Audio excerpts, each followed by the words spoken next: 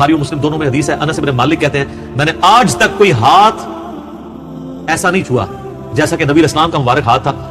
وہ کہتے ہیں کوئی دنیا کی ریشم اور دباج اس سے زیادہ نرم نہیں تھی جو نبی اسلام کا مبارک ہاتھ تھا. ریشم کے ساتھ مثال دی ہے. یہ نہیں ہے کہ نبی اسلام جو ہے وہ آپ نے بڑی امیروں والی زندگی گزاری تھی، آپ نے تو مزدوری کی ہے، اس کے باوجود اللہ نے ایک پروٹوکول دیا کہ ہاتھ ان کا بہت نرم تھا. اسی بخاری مسلم کی حدیث میں آتا ہے کہ میں نے آج تک کوئی مشک اور عنبر کی خوشبو ایسی نہیں سونگی جو نبی اسلام کے پسینہ مبارک سے اور آپ کے مبارک ہاتھوں سے آتی تھی. مسلم شریف میں حدیث ہے، ایک صحابی کہتے ہیں میں چھوٹی عمر کا تھا تو حضور نے ایک دفعہ میرے اپنا ہاتھ مبارک میرے سر پہ پھیرا تو کہتے ہیں مجھے لگتا ہے کہ آپ علیہ السلام نے ہاتھ مبارک کسی عطر دان سے نکال کے میرے سر پہ پھیرا ہے، اتنا خوشبودار تھا. تو آپ علیہ السلام کے پسینے سے خوشبو آتی تھی. بخاری مسلم دونوں میں حدیث ہے کہ ام سلیم کہتی ہیں کہ نبی اسلام ایک دفعہ سوئے ہوئے تھے تو آپ کو سوتی ہوئی حالت میں بہت پسینہ آتا تھا، تو ایک کھلے برتن کے وہ لے کے آئیں ایک کھلا برتن اور نبی اسلام کے مبارک پسینے کو انہوں نے جمع کیا. حضور کی آنکھ کھل کے آپ فرمائے کیا؟ ان کا جی اس طرح آپ کا پسینہ انتہائی خوشبودار ہے، ہم اس کو خوشبو کے طور پہ اپنی خوشبو میں ملا کے استعمال کرتے ہیں، اپنی خوشبو میں بھی خوشبو کرنے کے لیے. اور مسلم شریف کی ایک حدیث میں ہے کہ ایک عورت آئی کہ میری بچی کی شادی ہے تو میں آپ کا پسینہ لینے کے لیے آئی، ٹھیک ہے، خوشبو کے طور پہ. اچھا، وہ بخاری مسلم کی اس حدیث میں ام سلیم نے جب یہ جواب دیا تو حضور نے فرمایا تم نے اچھا کام کیا، یعنی آپ نے اس کی تعریف کی. پسینہ مبارک آپ کی تو ہر چیز ہی جناب کمال ہے.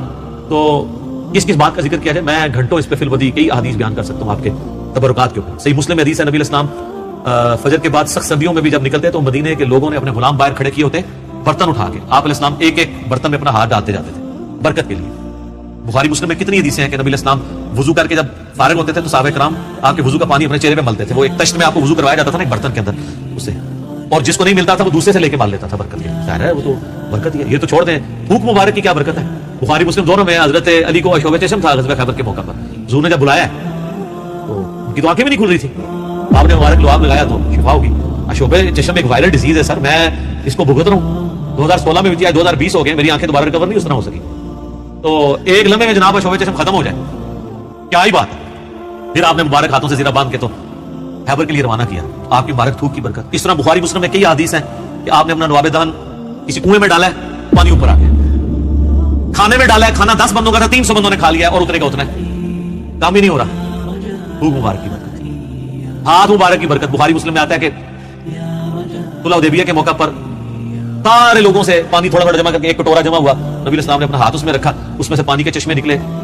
1500 صحابہ نے، جابر بن عبداللہ کہتے ہیں، وضو کیا، پانی پیا، جانوروں کو پلا لیا اور اپنے مشکیزیں بھی بھر لی. وہ تابعی کہتے ہیں کہ وہ پانی کتنا تھا، انہوں نے کہا وہ دیکھنے کو تو ایک کٹورا تھا لیکن حضور کی انگلیوں سے جو چشمے نکل رہے تھے نا وہ پانی اتنا زیادہ تھا کہ 1,00,000 بھی ہم ہوتے نا وہ پانی 1,00,000 کو بھی کفایت کرتا تھا. تو آپ کے مبارک ہاتھوں کی برکت تھی. صحیح بخاری میں آتا ہے ایک صحابی کی پنڈلی ٹوٹ گئی، نبی اسلام فرمایا ٹانگ سیدھی کر، اپنا ہاتھ پھیرا. وہ کہتے ہیں اللہ کی قسم اس طرح ہوگی کبھی ٹوٹی نہیں تھی. حالانکہ سر پنڈلی ٹوٹ جائے نا اس کا کیورنگ پیریڈ 6 سے 8 ہفتے ہے اور سالوں اس کی احتیاط چلتی ہے، آپ دوبارہ نہیں وہ باندھ سکتے. اور صحابی کہتے ہیں مجھے یاد بھی نہیں ٹوٹی تھی. معجزہ. بخاری مسلم میں آتا ہے کہ ایک شخص نے جمعے کے خطبے کے دوران کہا یا رسول اللہ مویشی علاقوں کے دعا کرے بارش کے لیے.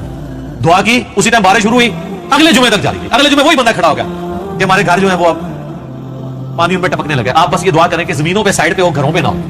تو بخاری مسلم کے الفاظ آپ نے انگلی سے بادلوں کو اشارے کیے. سر اب جن صحابہ نے یہ منظر دیکھا ہوا تھا، صحیح بخاری میں آتا ہے ابن مسعود کہتے ہیں ہم حضور کے ساتھ کھانا کھاتے تھے، ہم اس کھانے کے نوالوں میں سے تسبیح کی آواز سنتے تھے. یہ تو برکات آپ کی تھی. جابر بن عبداللہ کہتے ہیں مسلم شریف میں حدیث ہے کہ ایک سفر کے دوران حضور نے مجھے کہا 2 درختوں کو کہ اللہ کے نبی کہہ رہے ہیں مل جاؤ، میں نے رفع حاجت کرنی ہے. وہ جھڑوں سمیت اکھڑ کے اکٹھے ہوئے، کہتے ہیں میں نے حضور کو پانی دیا، آپ سنجا کر کے فارغ ہوئے، آپ نے یوں انگلی سے اشارہ کیا، واپس اپنی جگہ پہ چلے گئے. یہ چیز صحابہ کرام کے ایمان کو بڑے اوپر کے لیول پہ لے جاتی تھی. اور یہ تو نبی اسلام کے ڈائریکٹ تبرکات ہیں.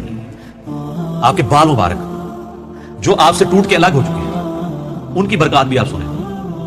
صحیح بخاری میں آتا ہے کہ ام سلمہ نے حضور کے چند بال نکالے ایک ڈبیا میں سے، صحابہ ملاقات کے لیے گئے ام المؤمنین سے، ان کا یہ حضور کے بال ہیں اور جب بھی کوئی بیمار ہوتا ہے تو محلے میں سے مجھے پانی کا برتن بھیج دیتا ہے، ہم اس میں گھول کے دیتے ہیں، شفا ہو جاتی ہے حضور کی وفات کے بعد. اور بال مبارک تو پھر بھی جسم کا حصہ ہے، کرتا مبارک تو جسم کا حصہ بھی نہیں ہے، یہ تو الگ سے ایک چیز ہے نا. صحیح مسلم میں ہے کہ سروانی تیالسی جبہ اسما بنت ابی بکر نے حضرت عائشہ کی بڑی بہن نے نکالا اور کہا یہ رسول اللہ کا کرتا ہے جس کے اوپر یہاں پہ گوٹ بھی لگی ہوئی تھی، کالے کلر کا تھا. بائی چانس آج میں نے بھی کالے کپڑے پہنے، یہ سنت ہے. تو وہ کہتی ہیں کہ حضرت عائشہ کی وفات کے وقت میں نے اپنی بہن سے یہ کرتا لے لیا اور حضور سے پہنتے تھے اور ہم اس کا دھون مریضوں کو شفا کے لیے دیتے. یہ ساری آپ کی برکات ہے. آپ علیہ السلام ایز اے اسپیشیز انسان ضرور تھے، مرتبے میں اور کوالٹیز میں کوئی انسان کے برابر نہیں تھا. بخاری مسلم میں آتا ہے کہ آپ علیہ السلام پیٹھ کے پیچھے بھی دیکھ لیتے تھے. آپ نے فرمایا بخاری مسلم کے الفاظ ہے کہ اپنی صفیں سیدھی رکھا کرو اور نماز خشوع خضوع سے پڑھا کرو. اللہ کی قسم میں اپنے پیٹھ کے پیچھے سے بھی تمہیں دیکھ رہا ہوتا ہوں, یعنی حضور اسلام کو پیچھے بھی نظر آتا تھا آنکھ کے بغیر. یہ معجزہ ہے, یہ اللہ نے آپ کی اسپیشل پروٹیکشن کی ہوئی تھی, آپ پہ وہ پیچھے سے بھی حملہ نہیں کر سکتا تھا. آپ ہر طرف 360 ڈگری کا آپ کو ویژن ہر وقت نظر آتا تھا. یہ آپ کا معجزہ تھا. بخاری مسلم میں الفاظ ہیں, وہ کسوف کی نماز آپ نے پڑھائی سورج گرہن کی, آج بھی میرا لگا ہوا تھا ایک دو دن چلنا ہے, تو کسوف کی نماز پڑھائی تو آپ نے نماز کے دوران کچھ قدم آگے کیے, پھر یوں ہاتھ بڑھایا, پھر واپس کھینچ لیا. صحابہ نے کہا یا رسول اللہ آج آپ کو ایک عمل ایسا کرتے دیکھیں جو پہلے نہیں کرتے. آپ فرمایا کہ میں نے جب نگاہ اٹھائی تو میں نے جنت دیکھ لی, جنت 7 آسمانوں کے اوپر, اور اس میں میں نے انگوروں کا ایک گوشہ دیکھا. میں نے ارادہ کیا تمہارے لیے توڑ لوں, پھر تم کھاتے ہی رہتے, کیونکہ جنت کو فنا نہیں ہے. وہ اگر گوشہ نیچے آ جاتا نا اسی کھا رہے ہوتے. جی جنت کو موت نہیں ہے. جنت میں آپ جب کھائیں گے کھا کے فارغ ہوں گے پھر وہاں ایک گوشہ اور لگ جائے گا. جنت کو چھوڑ دیں. بخاری مسلم میں آتا ہے حضرت ابو ہریرہ کو حضور نے وہ ایک تھیلی میں کھجوریں دی تھی, پوری زندگی کھاتے رہتے تھے. وہ ایک دفعہ ان سے پھر الٹ گئی تو اس کے بعد وہ ہوا, جب تک وہ کھاتے رہے. ٹھیک ہے, تو آپ اسلام اب آپ دیکھیں کہ نگاہ کہاں پہنچی ہے, جنت میں, ہاتھ بھی پہنچ رہے ہیں. یہ جو لوگ بعض اوقات گستاخی کرتے ہوئے کہتے ہیں نبی کے بھی 2 ہاتھ ہمارے بھی 2 ہاتھ, اس طریقے سے کبھی بھی کسی صحابی نے توحید نہیں بیان کی ہے. یہ نان سینس اپروچ ہے. آپ ایک بات طریقے سے بیان کریں جو حدیث میں آئی ہے کہ میں بھی ایک انسان ہوں, اللہ کا قاصد قریب ہے, میرے پاس آئے موت کا فرشتہ اور میں بھی چلا جاؤں, جو غدیر خم کے شروع میں آتی ہے. اس طریقے سے سیدہ صاحب کی حدیثیں جو بخاری مسلم میں آتی ہے, میں بھی ایک انسان ہوں, جس طرح تم بھولتے ہو میں بھی بھول جاتا ہوں. اب یہ الفاظ استعمال کریں.